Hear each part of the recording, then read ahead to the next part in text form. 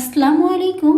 আজ শেয়ার করছি গরুর মাথার মাংসের রেসিপি, যেটা কিনা খুব সহজেই কম সময়ে রান্না করা যাবে, খুব মজা করে।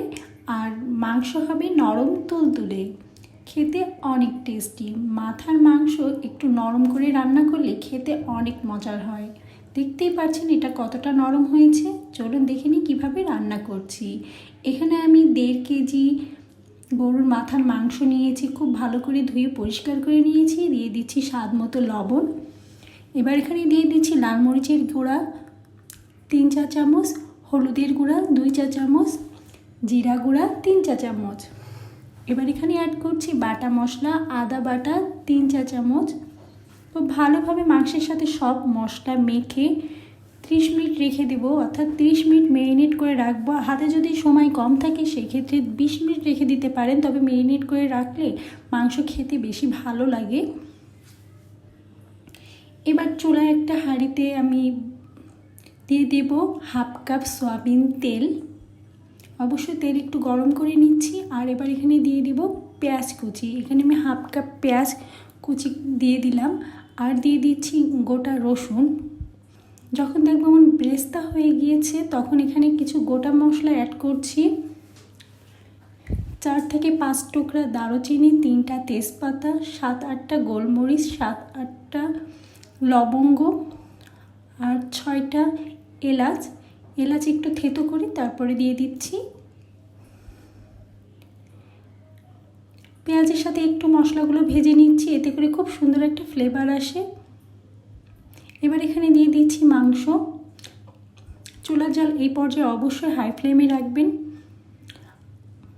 আর গরুর মাথার মাংস, সেখানে হাড় থাকে, চর্বি থাকে, এই জন্য সেদ্ধ করতে একটু সময় লাগে। তবে আমি একটা সহজ পদ্ধতিতে দেখাবো কিভাবে খুব সহজে এটা সেদ্ধ করা যাবে এবং সেদ্ধ করে খুব নরম হবে, তুলতুলে হবে একদম। মাংস খেতে কিন্তু খুবই ভালো লাগবে, মুখে দিলেই মিলিয়ে যাবে এমন হবে। মাংসের গায়ে যে এক্সট্রা পানি আছে এটা একটু শুকিয়ে নিচ্ছি,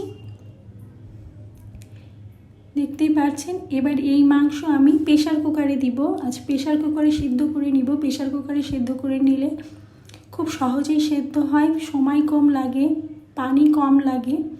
দেখতেই পাচ্ছেন এখানে কিন্তু খুব বেশি একটা পানি দিচ্ছি না, আমি হাঁড়ি ধুয়ে অল্প পানি দিচ্ছি, কারণ মাংস থেকে অনেক পানি বের হবে।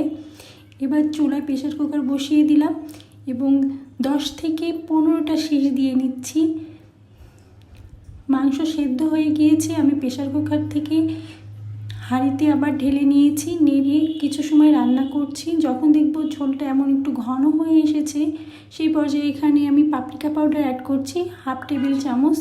এটা অপশনাল, আপনারা চাইলে স্কিপ করতে পারেন, তবে পাপরিকা পাউডার দিলে মাংসের কালারটা অনেক ভালো আসে। আর এখানে অ্যাড করছি আদা বাটা 1/2 টেবিল চামচ। কষানোর আগে এভাবে একটু আদা বাটা যদি দিয়ে থাকেন দেখবেন মাংস খেতে অনেক ভালো লাগবে। আর দিয়ে দিচ্ছি পেঁয়াজ ব্রেস্তা 2 টেবিল চামচ। পেঁয়াজ ব্রেস্তা আগে আমি ভেজে রেখেছিলাম, দিয়ে দিলাম। এবার খুব ভালোভাবে মাংস কষিয়ে নিতে হবে। চুলার জাল এই পর্যায়ে লো ফ্লেমে রাখতে হবে এবং অনবরত নেড়ে এটা খুব ভালো করে কষিয়ে নিতে হবে। যত ভালোভাবে মাংস কষিয়ে নেওয়া যাবে মাংসটা খেতে ততটাই মজার হবে এবং টেস্টি হবে। দেখতে পাচ্ছেন এইভাবে খুব ভালোভাবে মাংস কষিয়ে নিয়েছি। এবার দিয়ে দিয়েছি এখানে ফুটন্ত গরম পানি। মাংস সমান করে গরম পানি দিতে হবে, খুব বেশি পানি দেওয়া যাবে না, কারণ মাংস সেদ্ধ হয়ে গিয়েছে। পানি দেওয়ার পরে কিছু সময় জাল করে নিচ্ছি, অর্থাৎ কিছু সময় রান্না করে নিব যতক্ষণ না ঝোলটা আরও কম হয়ে যাচ্ছে। হয়ে গিয়েছে, এবার চুলা অফ করে একটা ঢাকনি দিয়ে ঢেকে রাখছি। দেখতেই পাচ্ছেন উপরটা কতটা তেল দেখা যাচ্ছে।